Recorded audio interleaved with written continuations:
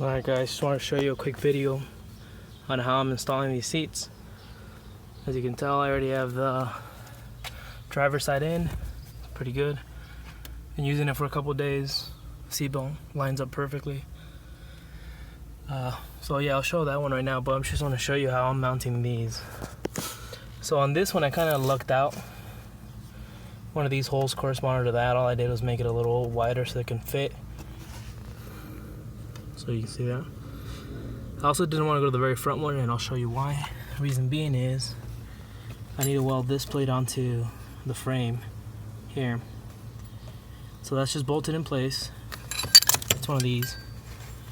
I just bolted it where I wanted it, and then I left it kind of loose so I could move it around. And I'm going to trim off this little section here. And then I'm going to weld it, and these are just some reference marks so I know where to keep it lined up. It's at the very top of the rail. And I'll just weld that in there, weld it from the back. Maybe put a little reinforcement back there. I'll see what it needs. Okay, and then the backs, I did the same thing. I just bolted them in place. I set the seat on top. And this is the rail, this is where it ends right here. And again, I just made some reference marks on where I want to keep them. I'm going to mark underneath so I know how far back the bracket sits. Same with this one, mark underneath here. And then just tag them in place, tag that in place, tag that in place. Come back, try it again. See how well it sits. And then if it works, weld them all up, paint them, and then get ready to put them back in. So this is the actual bucket that goes in here. I already tried that as well. So it sits really well. There's plenty of clearance on the bottom. Even you can get plenty of clearance underneath the bar to move it back and forth. And I think they look pretty good in here. Eventually gonna get rid of the center console, and I'm gonna put in either a 4th gen or another console that I can customize to make it work. This thing's pretty tore up. The back, I'm gonna end up doing 4th gen seats. I already have a set that I have to put in. I'm just gonna clean it all up. So yeah, if you have any questions, post them. I'll be more than happy to answer them. Oh yeah, I want to show you guys this side.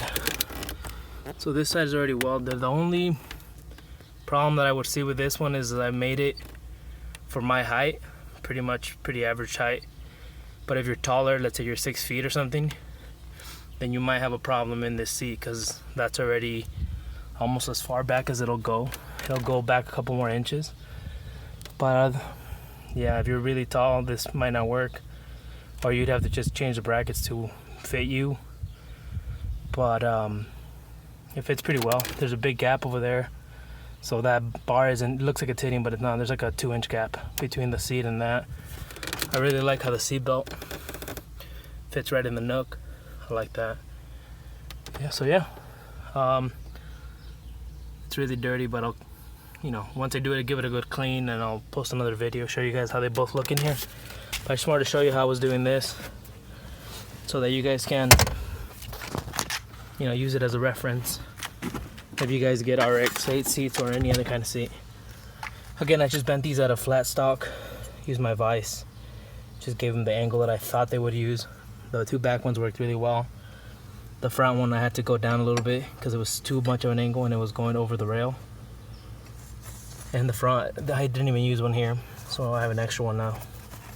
I might use that to reinforce the back of this one. Maybe give it a extra support or something. But yeah, so these are really good seats, and it's not that much work. Again, I just made the bottom of the rail flat on both sides. So yeah, all right.